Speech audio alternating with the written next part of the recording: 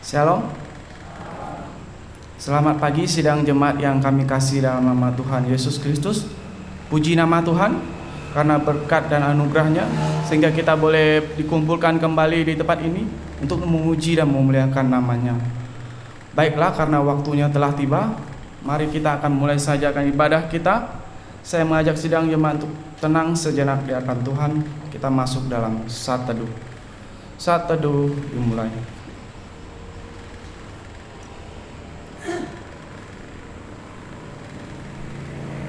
Dari Daud, Tuhan adalah terangku dan keselamatanku, kepada siapakah aku harus takut?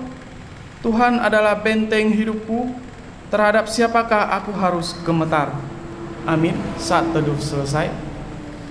Saya mengundang sidang jemaat untuk bangkit berdiri bersama. Mari kita mengawali akan ibadah kita dengan memuji Tuhan. Kita memuji Tuhan dengan pujian pada buku pujian nomor 11. Tuhan Allah hadir.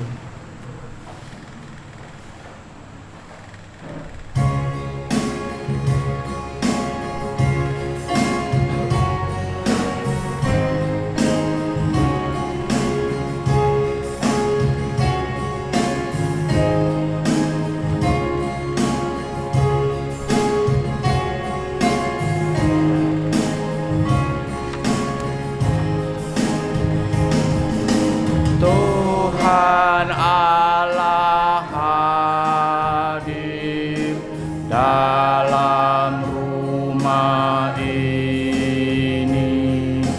Hai, sembah sujud padanya,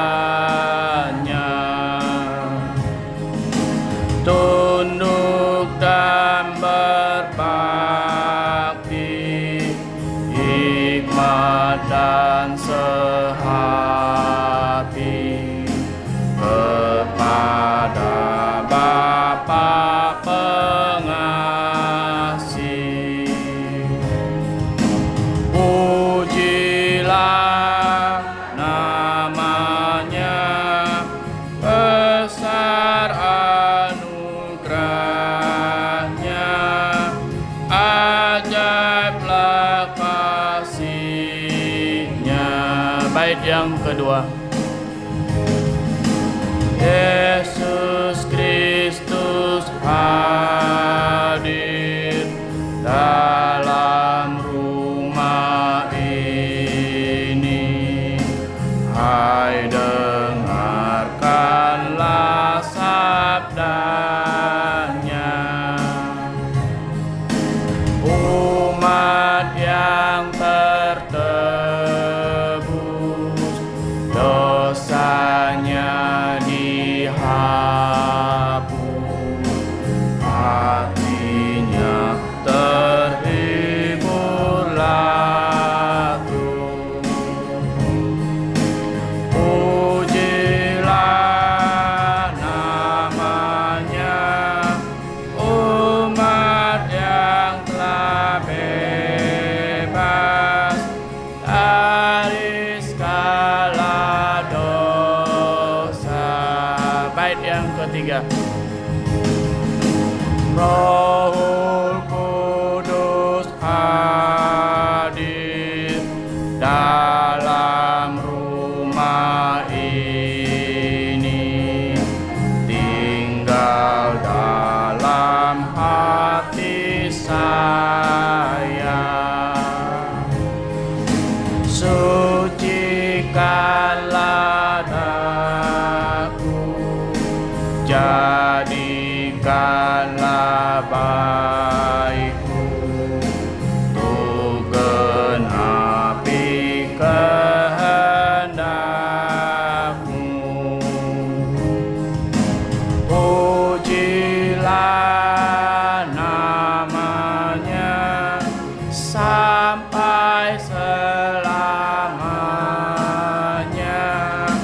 di rumah yang bakal.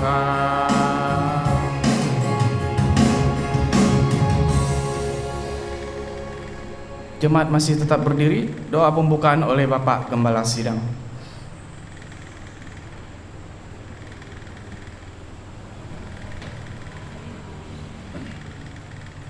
Bapa di sorga, Bapa yang kami sembah di dalam Tuhan Yesus Kristus, kami datang mengucap syukur kepadamu ya Tuhan, atas kasih penyertaan Tuhan yang dinyatakan dalam kehidupan kami semuanya, serta berkat-berkat yang terus mengalir dalam kehidupan kami, sehingga pada hari ini kami boleh datang untuk beribadah kepada Tuhan. Kami serahkan ibadah ini dalam pimpinan-Mu, kiranya Tuhan berkenan untuk memberkati. Terima kasih Bapa, dalam nama Tuhan Yesus kami berdoa dan mengucap syukur. Amin. Sidang jemaat dipersilakan duduk kembali. Jemaat yang dikasihi Tuhan, kembali kita memuji Tuhan.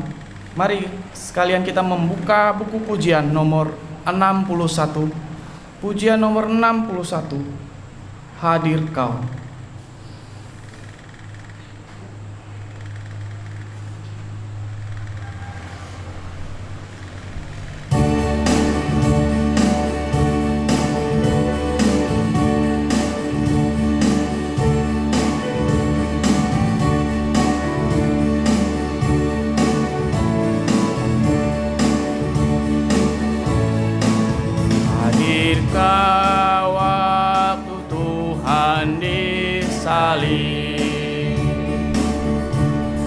Hadirkah waktu Tuhan disalib.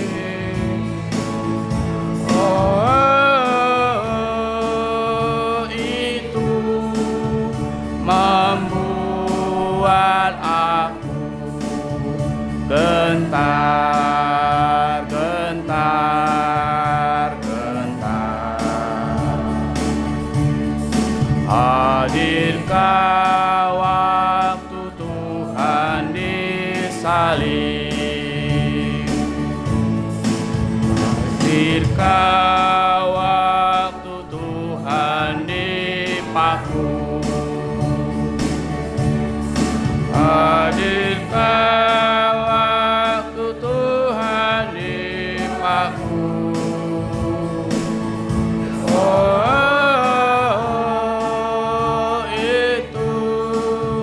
Membuat aku gentar, gentar, gentar.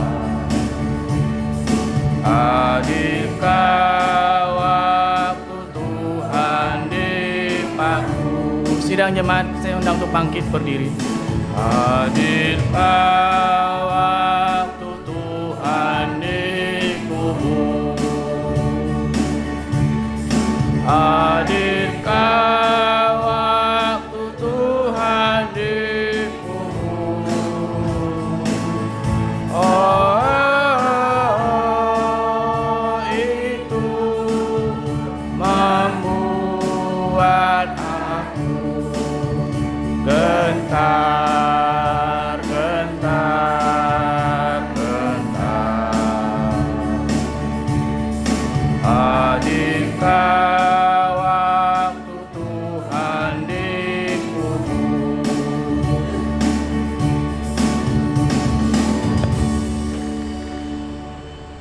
Jemaat yang dikasihi Tuhan, marilah kita bersama-sama mengikrarkan pengakuan iman kita, yaitu pengakuan iman rasuli.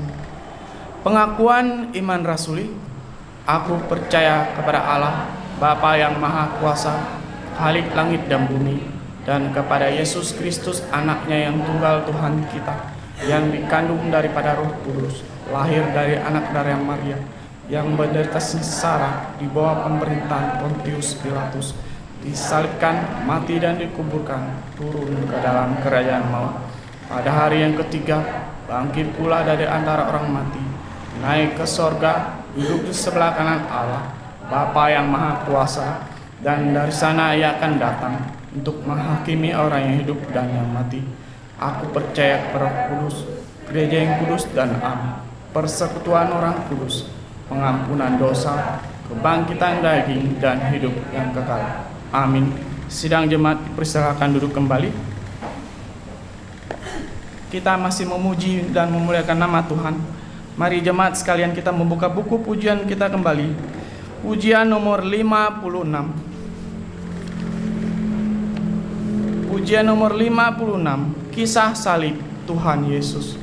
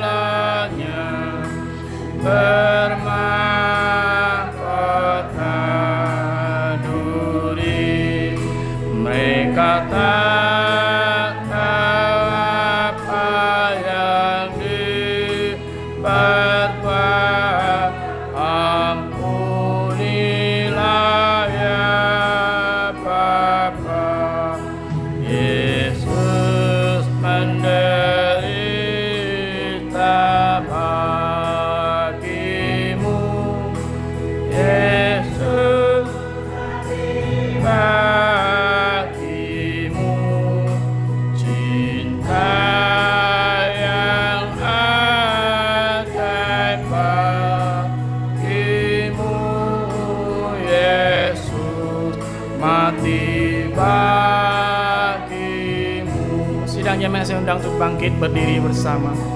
Pernahkah kau dengar katanya, sudah bagimu? Pernahkah kau ucap syukur karena Dia telah mati bagimu? Yesus menderita bagimu. Yesus mati bagimu. Cinta yang ajaib bagimu. Yesus mati bagimu.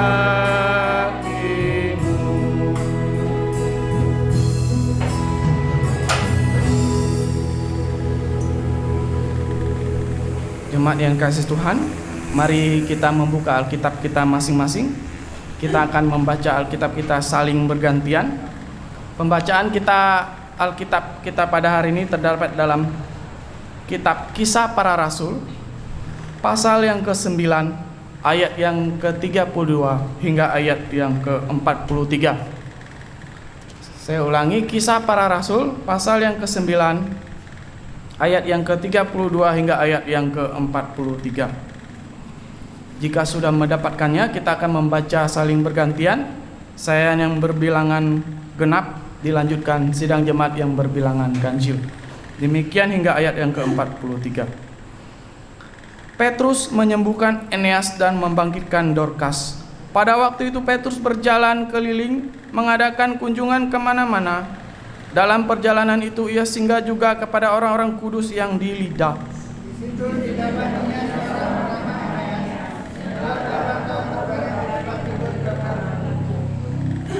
Kata Petrus kepadanya, Eneas, Yesus Kristus menyembuhkan engkau. Bangunlah dan bereskanlah tempat tidurmu. Seketika itu juga bangunlah orang itu.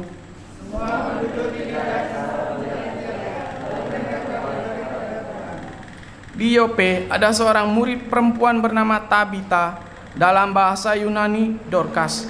Perempuan itu banyak sekali berbuat baik dan memberi sedekah.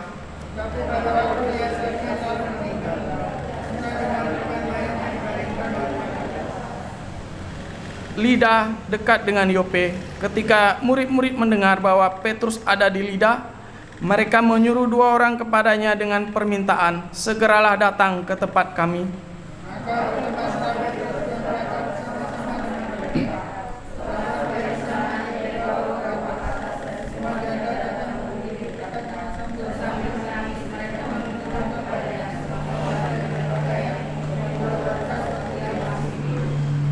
Tetapi Petrus menyuruh mereka semua keluar, lalu ia berlutut dan berdoa. Kemudian ia berpaling ke mayat itu dan berkata, Tabita, bangkitlah. Lalu Tabita membuka matanya dan ketika melihat Petrus, ia bangun lalu duduk.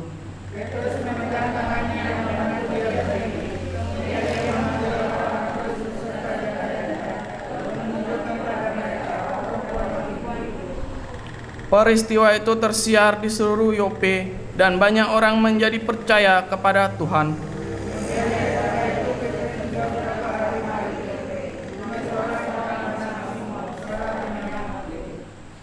Amin. Sidangnya masih kembali duduk kembali. Demikian jauh pembacaan Alkitab bertanggapan kita. Baiklah, tiba saatnya kita akan mendengar firman Tuhan yang akan disampaikan oleh Bapak Gembala Sidang. Namun sebelumnya mari kita terlebih dahulu kita memuji Tuhan. Kita membuka buku pujian nomor 109. Pujian nomor 109, Ku dengar suaramu.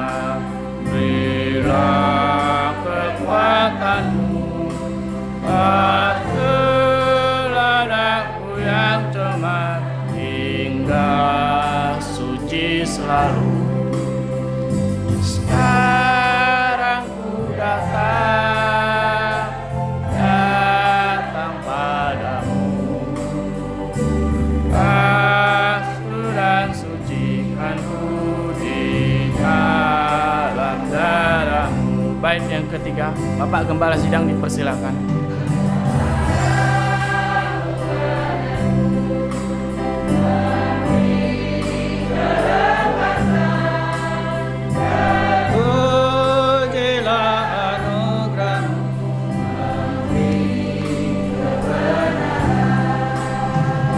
Sekarang ku datang padamu, basuh dan sucikan ku di dalam darah-Mu.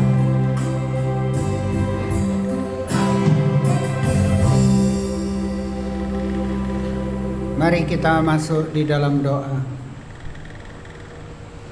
Kami datang mengucap terima kasih Tuhan atas kesempatan yang Kau berikan kepada setiap kami, sehingga kami boleh memanjatkan pujian kehadirat Tuhan. Dan saat ini kami juga rindu untuk belajar dari kebenaran firman-Mu. Kiranya Tuhan menolong setiap kami, agar kami memperoleh berkat di dalamnya. Dan tolong hamba-Mu dalam segala keterbatasannya. Biarlah Tuhan pakai menjadi saluran berkat bagi kami semuanya. Terima kasih Bapa. Hanya dalam nama Tuhan Yesus kami berdoa dan mengucap syukur. Amin. Selamat pagi sidang jemaat yang saya kasihi di dalam Tuhan Yesus Kristus.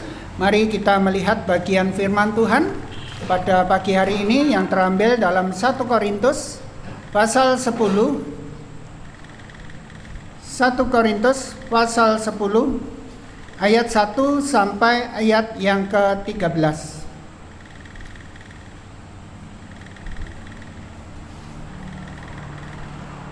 1 Korintus pasal 10 ayat 1 sampai ayat 13. Jika sudah mendapatkan bagian ini, saya akan membacanya bagi setiap kita semuanya. 1 Korintus pasal 10 ayat 1 sampai ayat yang ke-13. Aku mau supaya kamu mengetahui saudara-saudara, bahwa nenek moyang kita semua berada di bawah perlindungan awan, dan bahwa mereka semua telah melintasi laut. Untuk menjadi pengikut Musa, mereka semua telah dibaptis dalam awan dan dalam laut. Mereka semua makan makanan rohani yang sama, dan mereka semua minum minuman rohani yang sama, sebab mereka minum dari batu karang rohani yang mengikuti mereka, dan batu karang itu ialah Kristus. Tetapi sungguh pun demikian, Allah tidak berkenan kepada bagian yang terbesar dari mereka, karena mereka ditewaskan di padang gurun. Semuanya ini telah terjadi sebagai contoh bagi kita, untuk memperingatkan kita, supaya jangan kita menginginkan hal-hal yang jahat seperti yang telah mereka perbuat. Dan supaya jangan kita menjadi penyembah-penyembah berhala, sama seperti beberapa orang dari mereka, seperti ada tertulis, maka duduklah bangsa itu untuk makan dan minum, kemudian bangunlah mereka dan bersukaria. Janganlah kita melakukan percabulan seperti yang dilakukan oleh beberapa orang dari mereka, sehingga pada satu hari telah tewas 23.000 orang. Dan janganlah kita mencobai Tuhan seperti yang dilakukan oleh beberapa orang dari mereka, sehingga mereka mati dipakut ular. Dan janganlah bersungut-sungut seperti yang dilakukan oleh beberapa orang dari mereka, sehingga mereka dibinasakan oleh malaikat maut. Semuanya ini telah menimpa mereka sebagai contoh dan dituliskan untuk menjadi peringatan bagi kita yang hidup pada waktu di mana zaman akhir telah tiba. Sebab itu siapa yang menyangka bahwa ia teguh berdiri, hati-hatilah supaya ia jangan jatuh. Pencobaan-pencobaan yang kamu alami ialah pencobaan-pencobaan biasa yang tidak melebihi kekuatan manusia. Sebab Allah setia, dan karena itu ia tidak akan membiarkan kamu dicobai melampaui kekuatanmu. Pada waktu kamu dicobai, ia akan memberikan kepadamu jalan keluar, sehingga kamu dapat menanggungnya. Bapak Ibu yang saya kasihi di dalam Tuhan Yesus Kristus, tema khotbah pada hari ini adalah orang Kristen dan pencobaan. Bapak Ibu yang saya kasihi dalam Tuhan Yesus Kristus, sebagian orang Kristen mempunyai suatu pemahaman yang salah di dalam mengiring Tuhan. Mereka beranggapan bahwa mengiring Tuhan pasti segalanya lancar, pasti hidupnya akan menjadi senang, bahagia, dan sukacita. Bapak Ibu yang saya kasih dalam Tuhan Yesus Kristus, sebetulnya bukan seperti itu untuk menjadi orang Kristen. Bukan seperti itu kehidupan orang yang percaya kepada Tuhan Yesus. Boleh saja semuanya, ya, baik itu pergumulan hidup, kesulitan, pencobaan menimpa orang yang percaya. Tetapi yang jelas Tuhan berjanji kepada setiap kita bahwa Dia akan memberi kekuatan, Dia akan menyertai, Dia akan menolong setiap kita semuanya di dalam segala kesulitan yang kita hadapi. Bapak Ibu yang saya kasih dalam Tuhan Yesus Kristus, lebih dari itu, saya melihat justru orang Kristen banyak mengalami suatu pencobaan dalam kehidupan di dunia ini. Sidang jemaat yang saya kasih dalam Tuhan Yesus Kristus, dalam ayat-ayat yang kita baca di sini, kita melihat bagaimana bangsa Israel dalam perjalanannya keluar dari Mesir, mengikuti pimpinan Musa yang dipakai Tuhan untuk membawa mereka keluar dari Mesir menuju tanah perjanjian. Dan di dalam ayat-ayat yang kita baca di sini, kita melihat banyak sekali di antara mereka yang gagal untuk sampai ke tanah perjanjian. Mengapa? Karena mereka gagal melakukan firman Tuhan. Bapak Ibu yang saya kasih dalam Tuhan Yesus Kristus, ayat 5 tadi mengatakan, tetapi sungguh pun demikian, Allah tidak berkenan kepada bagian yang terbesar dari mereka, karena mereka ditewaskan di padang gurun. Sidang jemaat yang saya kasih di dalam Tuhan Yesus Kristus, sebetulnya perjalanan dari tepian Laut Merah menuju kepada tanah perjanjian tidaklah jauh.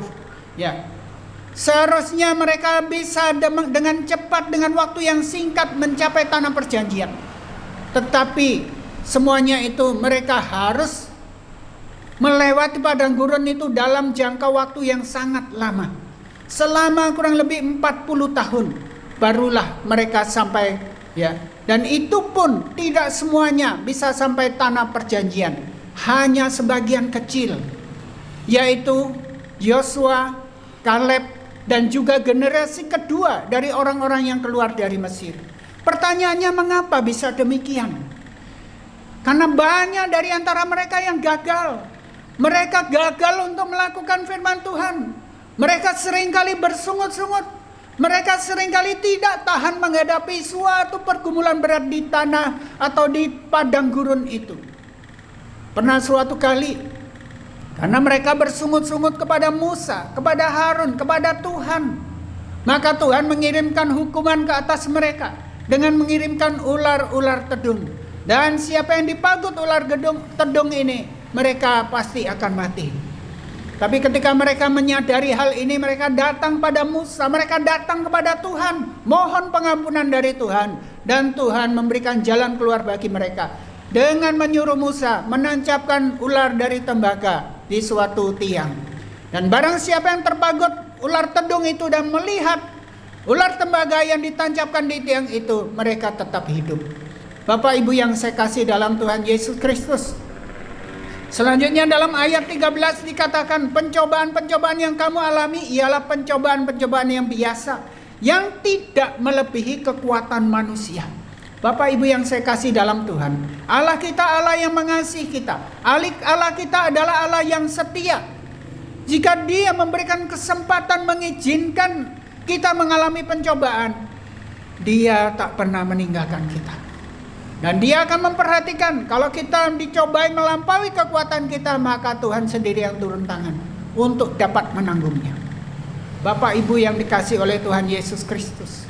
Jadi kita lihat di sini, Bapak Ibu yang dikasih Tuhan, sebetulnya pencobaan yang dialami orang Kristen itu tidak sembarangan. Tuhan akan melihat seberapa besar iman mereka. Dan Tuhan tidak akan membiarkan pencobaan yang begitu besar melanda orang-orang percaya yang imannya tidak sampai kepada iman setingkat itu. Kita lihat misalnya di dalam kehidupan Ayub, Bapak Ibu yang dikasih Tuhan. Ayub begitu luar biasa menderita. Dia punya anak 10, 7 laki-laki, 3 perempuan. Dan dia dikatakan adalah orang yang terkaya di daerah timur. Kita lihat bagaimana Ayub sangat menderita pada waktu itu. Oleh karena seizin dari Tuhan, di mana iblis mencobai Ayub sedemikian beratnya. Ya, bukan hanya harta bendanya yang habis lenyap, ludes semuanya. Tapi ke-10 anaknya juga meninggal oleh karena malapetaka. Bukan hanya sampai di situ penderitaan Ayub. Ayub juga mengalami sakit penyakit yang luar biasa, sampai istrinya sendiri meninggalkan dia. Tapi bagaimana dengan Ayub? Apakah dia bisa bertahan menghadapi semua itu? Bapak Ibu yang dikasihi Tuhan, ternyata Ayub bisa bertahan. Allah tidak sembarangan memberi izin kepada iblis untuk mencobai Ayub, untuk menjatuhkan Ayub. Allah melihat bahwa Ayub punya iman yang luar biasa, yang diperkenalkan dalam bagian awal Ayub pasal 1, bahwa Ayub adalah seorang yang saleh dan benar dan takut akan Tuhan, menjauhi kejahatan. Dan ternyata benar Bapak Ibu yang dikasihi Tuhan, sampai pada akhirnya Ayub tetap setia. Firman Tuhan memberi kesaksian dalam kesemuanya itu, Ayub tidak berdosa terhadap Tuhan. Bapak Ibu yang saya kasih dalam Tuhan Yesus Kristus, saya mau sampaikan kepada setiap kita pada hari ini, bahwa pencobaan itu tujuannya untuk menjatuhkan orang percaya. Ya. Jadi pencobaan itu bukan datang dari Tuhan, ya, tidak. Pencobaan itu datang dari iblis. Pencobaan itu datang dari diri kita sendiri, kedagingan kita. Dan pencobaan itu berasal dari dunia ini beserta apa yang ada di dalamnya. Oleh sebab itu, ketika kita mengalami suatu kesulitan, pencobaan, kesengsaraan, sakit, penyakit, jangan kita berkata, kenapa ya Tuhan kok mencobai saya? Ini keliru Bapak Ibu yang dikasihi Tuhan. Coba kita lihat di dalam kitab Yakobus pasal 1. Yakobus pasal 1 akan menjelaskan kepada kita dari mana pencobaan itu datang. Yakobus pasal 1.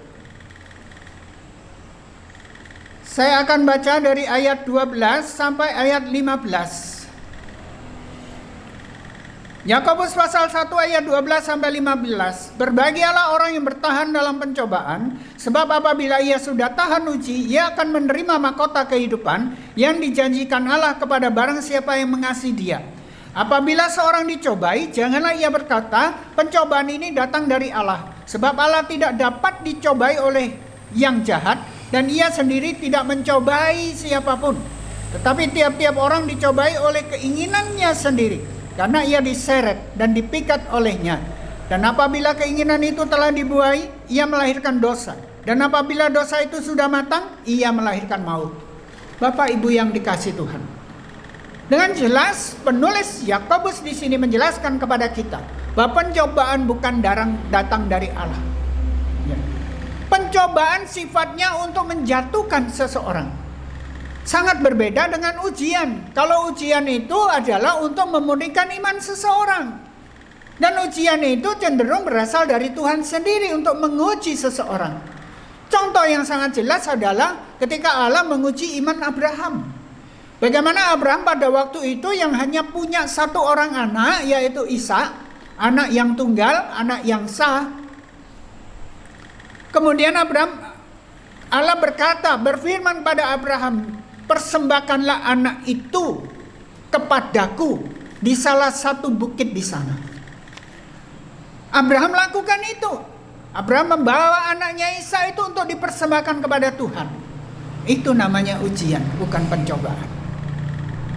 Memang ada kalanya Bapak Ibu yang dikasihi Tuhan, pencobaan dengan ujian itu bersama-sama, ya, bersama-sama dalam satu kasus. Ya. Contohnya adalah kasusnya Ayub. Ya, di sana iblis sendiri, ya, yang mencobai Ayub dengan seizin Allah. Tapi kejadian itu dipakai oleh Tuhan untuk menguji iman Ayub juga. Dan ternyata Ayub timbul sebagai emas murni, iman yang luar biasa, dan dia tidak gagal. Bapak Ibu yang saya kasih dalam Tuhan Yesus Kristus, negara kita Indonesia saat ini mengalami banyak sekali permasalahan, khususnya dari COVID-19. Pandemi ini terus berlangsung dan memakan banyak jiwa. Banyak penderita, setiap hari bertambah-tambah belasan ribu. Ya.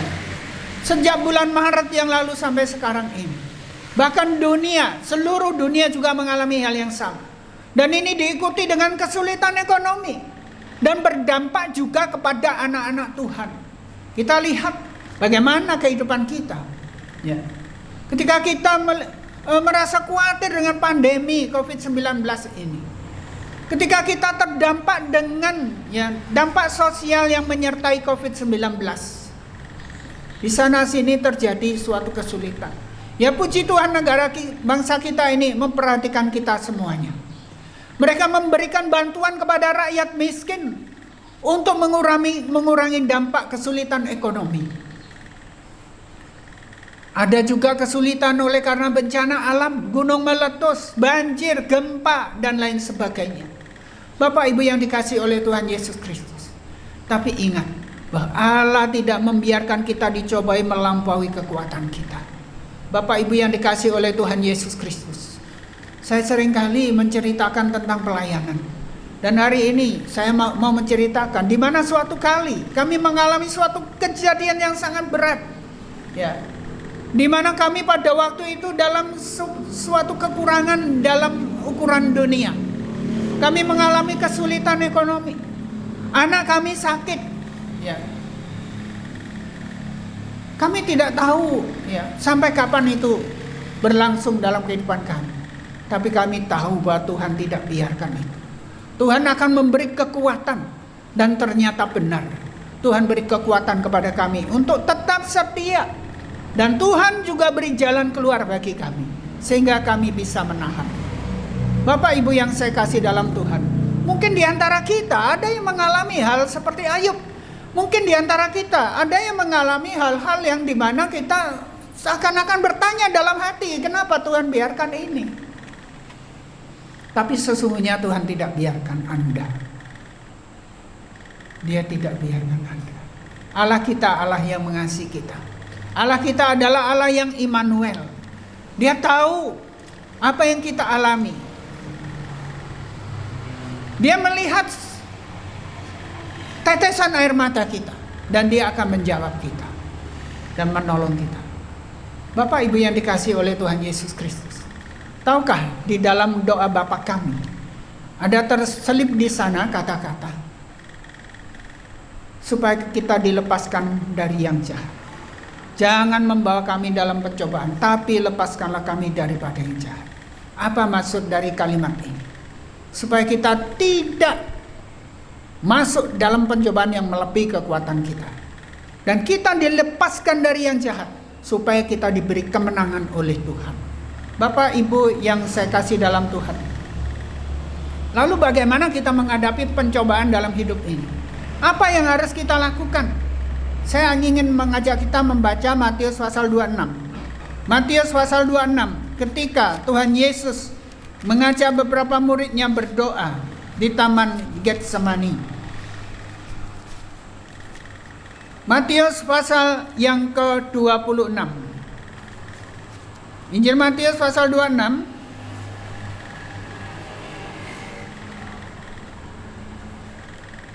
Kita lihat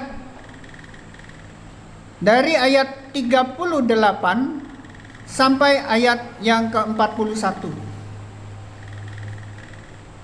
Matius 26 ayat 38 sampai 41. Lalu katanya kepada mereka, hatiku sangat sedih, seperti mau mati rasanya. Tinggallah di sini dan berjaga-jagalah dengan aku. Maka ia maju sedikit lalu sujud dan berdoa. Katanya, ya Bapakku, jikalau sekiranya mungkin, biarlah cawan ini lalu daripadaku. Tetapi janganlah seperti yang ku kehendaki, melainkan seperti yang engkau kehendaki. Setelah itu ia kembali kepada murid-muridnya itu dan mendapati mereka sedang tidur. Dan ia berkata kepada Petrus, tidakkah kamu sanggup berjaga-jaga 1 jam dengan aku? Berjaga-jagalah dan berdoalah supaya kamu jangan jatuh ke dalam pencobaan. Roh memang penurut tetapi daging lemah. Ayat 41 menasihatkan kepada setiap kita. Di dalam segala pergumulan kita di dunia ini. Ketika kita mengalami suatu pencobaan di dalam kehidupan kita. Katakan oleh firman Tuhan, berjaga-jagalah dan berdoalah supaya jangan jatuh dalam pencobaan. Roh memang penurut tetapi daging lemah. Bapak Ibu yang dikasihi Tuhan, kita jangan mengandalkan kedagingan kita. Kita jangan mengandalkan kekuatan kita sendiri. Tapi ketika kita mengalami kesulitan, datang pada Tuhan. Ya. Serahkan itu kepada Tuhan. Jangan kita selesaikan dengan kekuatan kita sendiri. Suatu istilah, ya, kalau kita turun tangan, Tuhan akan angkat tangan. Tapi kalau kita angkat tangan menyerah kepada Tuhan, Tuhan yang akan turun tangan menolong kita. Bapak Ibu yang saya kasih dalam Tuhan Yesus Kristus, firman Tuhan menasihatkan pada kita supaya kita tetap berjaga-jaga, tetap berdoa.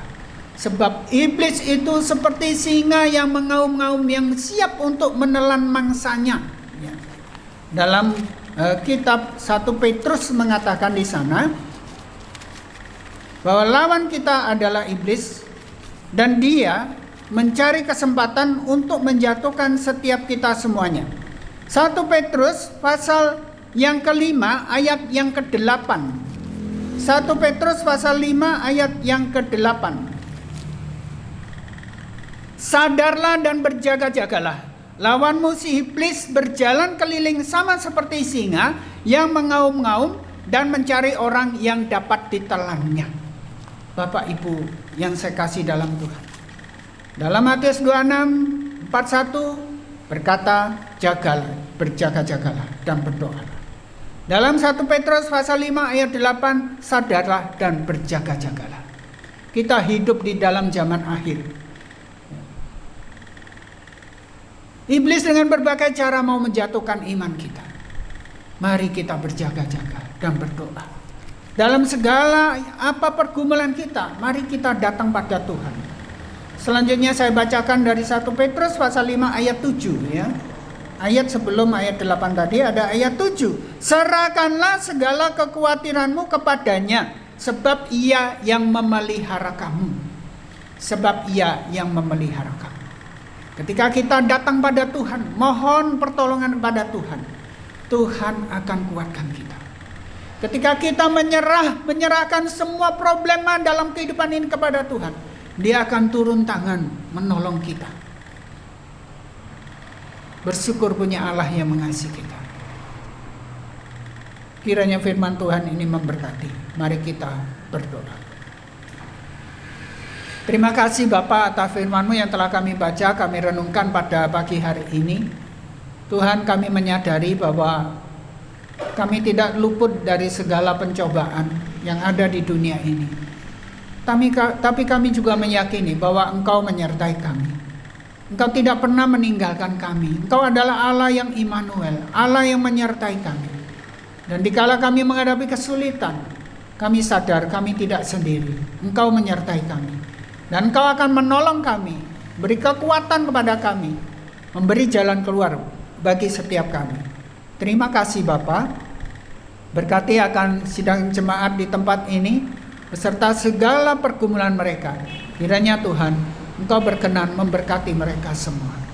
Terima kasih Bapa. Hanya dalam nama Tuhan Yesus kami berdoa dan mengucap syukur. Amin. Selanjutnya kita akan mengikuti perjamuan kudus. Saya mengundang setiap kita yang sudah menerima baptisan air supaya menyiapkan diri, bangkit berdiri. Petugas meja perjamuan akan membagikan roti dan anggur kepada setiap kita. Sambil kita membuka pujian nomor 54. Bawalah aku Yesus.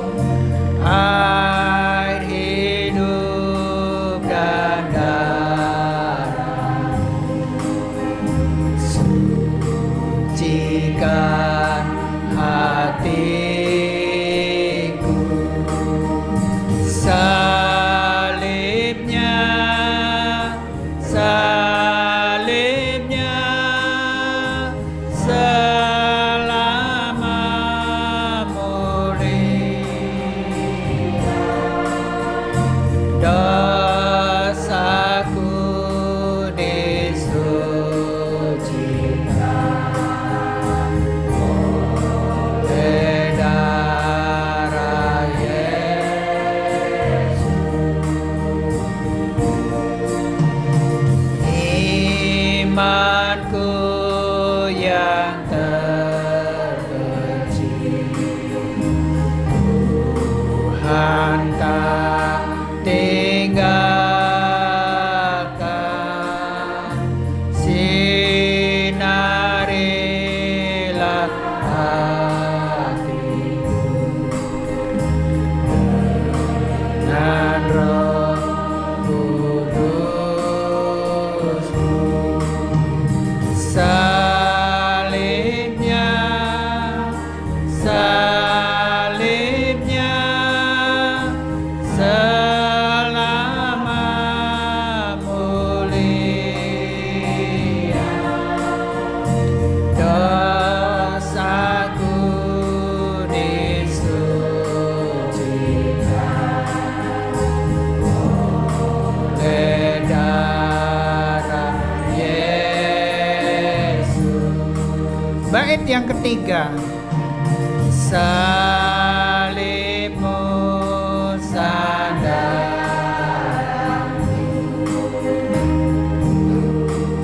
itu kasih-Mu selama aku hidup. Padamu salibnya, salibnya, selama mulia, dosaku disucikan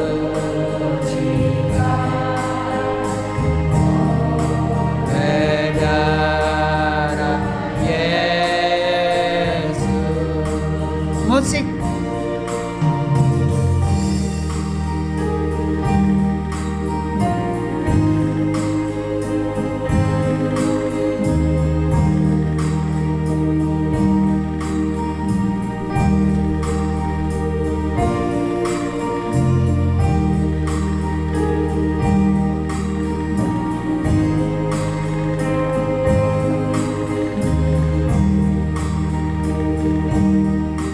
Kornya saja. Salibnya, salibnya, selama mulia, dosaku disucikan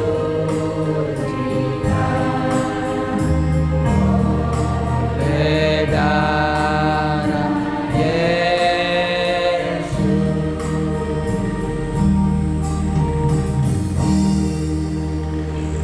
Mari kita masuk dalam doa. Kita mengucap syukur kepada Tuhan dan kita membuka hati kita, mengakui akan segala dosa kesalahan kita yang telah mendukakan hati Tuhan dan telah menyakiti hati sesama kita. Kita mohon pengampunan daripada Tuhan. Bapa di sorga, Bapa yang kami sembah di dalam Tuhan Yesus Kristus, kami datang mengucap syukur kepadamu Tuhan. Engkau memberi kesempatan kepada kami pada hari ini untuk mengingat kembali hari pengorbananmu bagi setiap kami, di mana Engkau disalibkan untuk menebus kami dari kuasa dosa, di mana Engkau disalibkan untuk mengangkat kami dari kebinasaan. Tuhan, di tangan kami telah tersedia roti dan anggur yang melambangkan tubuh dan darah-Mu. Sebelum kami mengecapnya, Tuhan, Engkau melihat keberadaan kami. Seringkali di dalam pikiran, perkataan, dan perbuatan kami telah menyakiti hati Tuhan. Kami telah mendukakan hati Tuhan dan menyakiti hati sesama kami. Oleh sebab itu, kiranya Tuhan, Engkau mengampuni akan dosa-dosa kami. Layakkan kami untuk dapat mengikuti perjamuan ini. Dan tolong kami Tuhan, supaya kami dapat hidup seturut dengan firman-Mu. Terima kasih Bapa, dalam nama Tuhan Yesus kami berdoa dan mengucap syukur. Amin.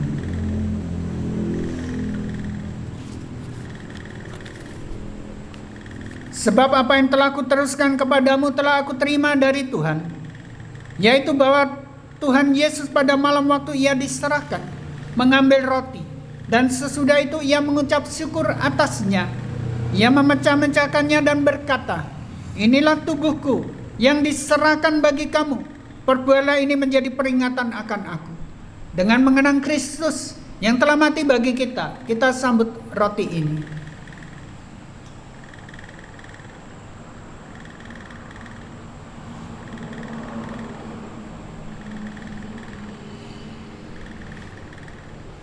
Demikian juga ia mengambil cawan sesudah makan lalu berkata, cawan ini adalah perjanjian baru yang dimeteraikan oleh darahku. Perbuatlah ini setiap kali kamu meminumnya menjadi peringatan akan aku. Dengan mengenang Kristus yang telah mati bagi kita, kita sambut anggur ini.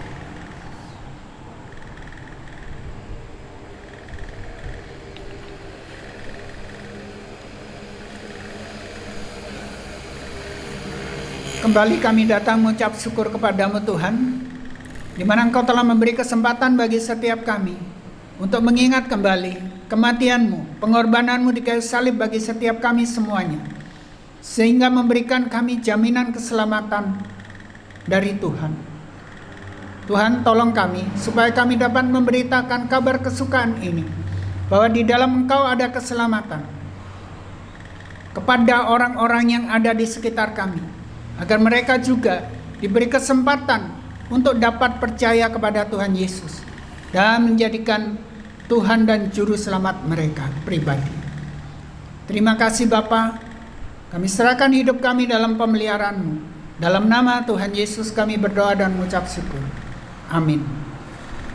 Jemaat dipersilakan duduk kembali. Cawan akan dikembalikan kepada petugas meja perjamuan. Kita lanjutkan pujian kita. Pujian nomor 3, Salib-Mu Sandaranku. Bait yang ketiga.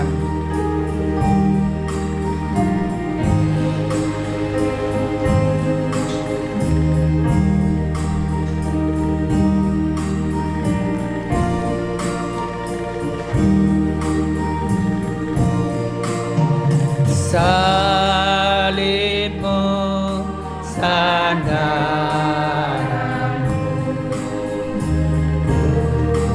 rindu kasih, selama aku mau taat pada salibnya selama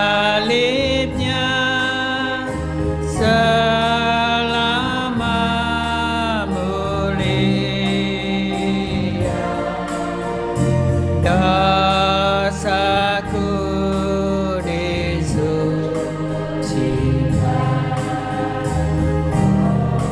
oleh darah Yesus.